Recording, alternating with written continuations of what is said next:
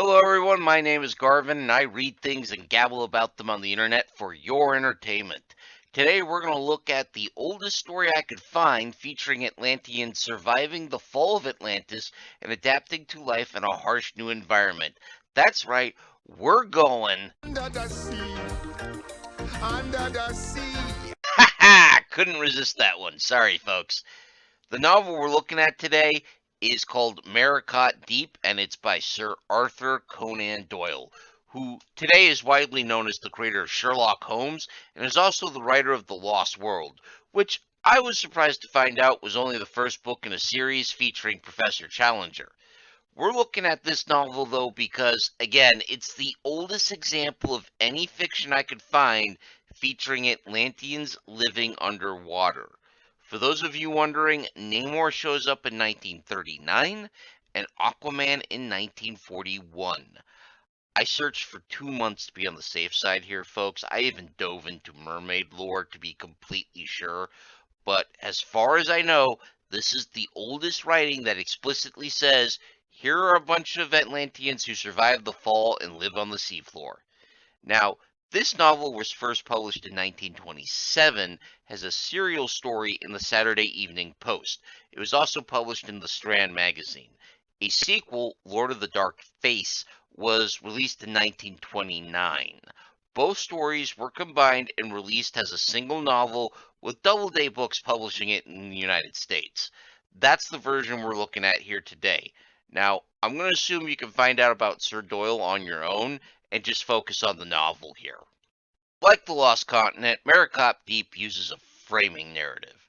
A framing narrative is basically where a story is set as being told as part of another story, a story in a story, if you will. A modern example would be when a movie starts with the main character in trouble and there's a freeze frame and you hear something along the lines of, "Yup, that's me.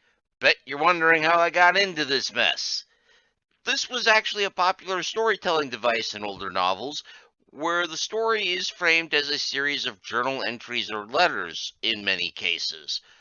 To be honest, in a lot of older works, I feel it undercuts the tension because if this entire story has been written down by the viewpoint character, then we know that they're at least getting out of this. That said, there are ways around this. The best version I've seen, Bram Stoker's Dracula, uses different framing narratives, switching between characters, using journals, letters, even newspaper articles to communicate events in the story.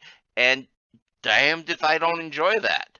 But I'm wandering off track, so let's get back to the novel. Our viewpoint character of Maracot Deep is Mr. Cyrus Headley, and the novel is told using the idea that this is a letter he's writing to his unseen friend, Sir James Talbot.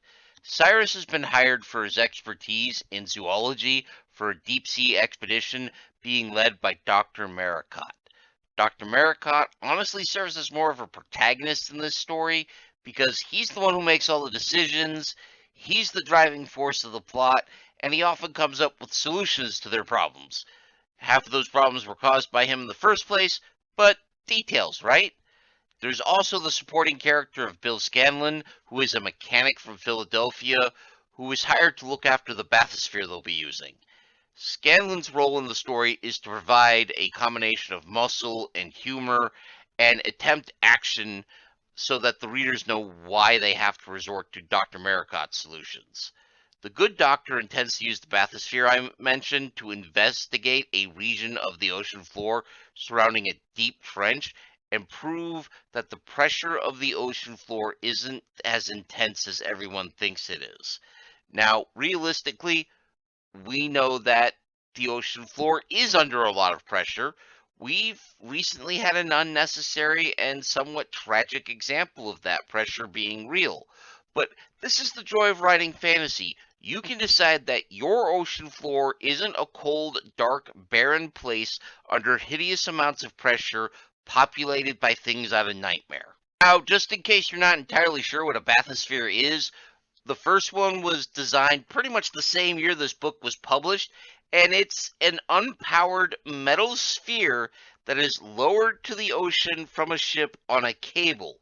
And in the 1930s, marine biologists used it in the Caribbean Sea to observe deep sea marine life in its native habitat for the first time.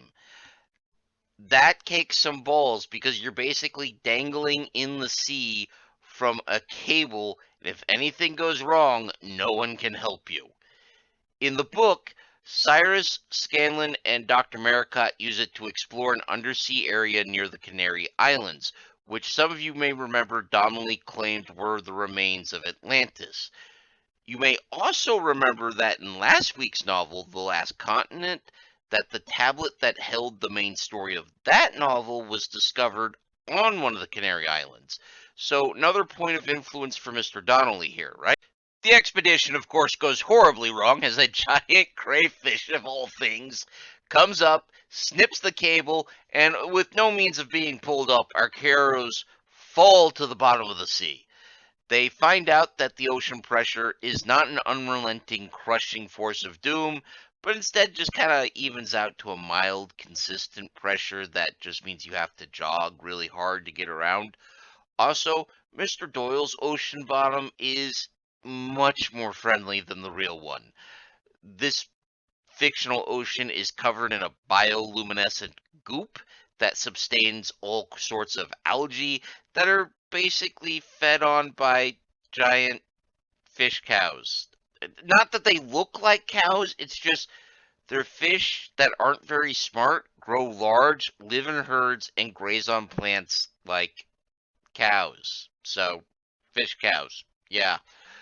There are dangers from undersea predators, and there are undersea jungles, but these are manageable problems. Of course, there's still the issue of no air, so our boys are still going to die of asphyxiation until they're rescued by a group of short, brown-skinned dudes who happen to just be hanging out on the seafloor. Enter Atlantis. Now, the Atlanteans of the story are quite technologically advanced. Their life support systems are incredibly durable, translucent, and lightweight. So for them, going on a stroll on the ocean floor takes about as much prep as walking to the park does for us. They also have what are basically Star Trek replicators that can take things apart on the atomic level and reassemble them so they never have to worry about food or air, which is amazing. Now, these replicators still require raw materials, so the Atlanteans used the descendants of Greek prisoners as slaves to dig up elements from the seafloor to use as raw feedstock for those replicators. Something Dr. Maracot figures out when he realizes he can understand some of the slaves' languages. Because of course he can speak ancient Greek, right? I'm a little weirded out, by the way, of how blasé the characters are about the enslavement of thousands of people. Like, they never mention even a little moral twinge or regret about this, which is concerning, to put it mildly. I'm concerned because they're supposed to be 20th century Americans and Englishmen, and I kind of figured even in the 1920s, we had all agreed as a society slavery was bad. Now, I know as a society we hadn't figured out racism and sexism were bad yet, but I did think in 1920, America and England, there was a broad agreement slavery was bad. So I'm a little disappointed in our main characters here since they're not from that alien a time or culture, and they see this and go, oh well, and just kind of move on with their lives. Getting back on topic, more of Mr. Donnelly's influence is shown in that the Atlanteans are shown to be related to the Phoenicians, even having a temple to Baal, which it seems that the average Atlantean is not very devoted to their religion. Now, some of Plato's influence still does hold true here. We have Greeks serving as slaves, their ancestors having been taken prisoner in a long distant war.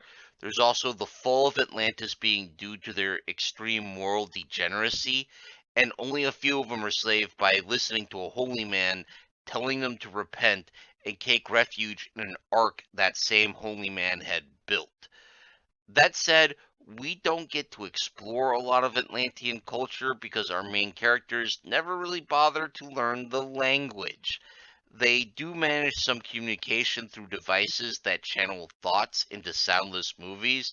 So it's an interesting mixture of incredibly advanced science fiction tech and really kind of less advanced than what we have now technology, in that no one has figured out a translator device. Hmm. It's one of the more amusing things about reading old stories like this that show up, just how retro even the super advanced tech can be sometimes. That said, I do kind of wish the Atlanteans had been allowed to speak for themselves and that the book had let us look more deeply into their cultures and beliefs. It's a fairly alright story, although unsatisfying, to me at least, and I wouldn't consider it anything special if it wasn't for the fact that it's the first Atlantis survives underwater story I could find.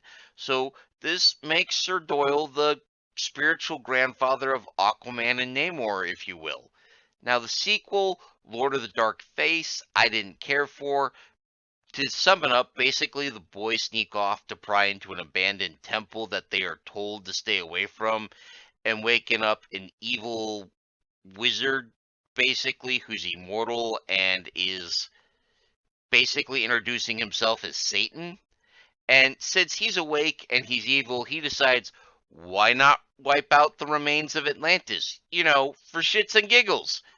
A little genocide to work up an appetite for breakfast. Said ancient evil wizard is defeated by the power of prayer, literally, when Dr. Maracot humbles himself to pray for help and is possessed by the spirit of that holy man who saved the Atlanteans in the first place. It's honestly not very well done and is written in a way that kind of bleeds all the drama out of it. I mean, I am religious, so the idea of a story that focuses around a spiritual confrontation and is fueled by this great genius humbling himself and resorting to prayer should be interesting to me, but Sir Doyle bleeds all of the suspense out of this, and I'm left cold. Honestly, I would read The Lost Continent again before reading this story, although I did enjoy Sir Doyle's version of the seafloor, even if it was completely inaccurate on a scientific level, but I can accept that in a fantasy novel as long as it's internally consistent. Well, that's my thoughts on the Maracot Deep. I hope you found this video informative or at least entertaining. If so, please leave a like, comment, or even subscribe. All those really help me in my struggle against the dread Lord algorithm. Terror be on his name. If you'd like to support this channel, consider joining the ranks of my ever-wise patrons whose votes decide content such as this video. Speaking of which, special thanks to Big Steve, my biggest supporter. Thank you as always, man. So, next week we're going to change gears a bit and give a brief look at the other lost continents, because some of that information is going to be important for covering the absolute shit show the 20th century is going to give us. So, join me next week as we find out what the hell's a Hyperborea. I hope you'll be there, but until then, take care of yourselves, take care of each other, and of course, keep reading.